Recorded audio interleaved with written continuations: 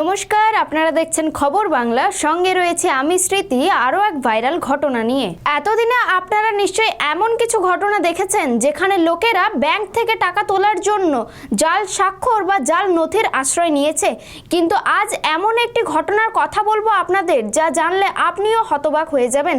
ব্রাজিলের এক মহিলা ঋণ নিতে গিয়ে ব্যাংকে নিয়ে গেলেন কয়েক ঘন্টা আগে মারা যাওয়া এক মৃত ব্যক্তিকে।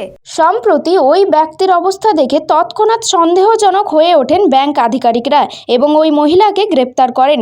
ব্যাংকের কর্মীরা হুইল চেয়ারে বসে থাকা মৃত ব্যক্তিটির একটি ভিডিও তৈরি করেছিলেন, যা বর্তমানে সোশ্যাল মিডিয়ায় ভাইরাল। মঙ্গলবার ব্রাজিলের রিও শহরে এই ঘটনাটি ঘটে। এই চাঞ্চল্যকর ক্লিপে দেখা মহিলার নাম এরিকা ভিয়েরা নুনেস। তার পাশে হুইল চেয়ারে বসে থাকা মৃত ব্যক্তিকে তার মামা বলে ডাকছেন।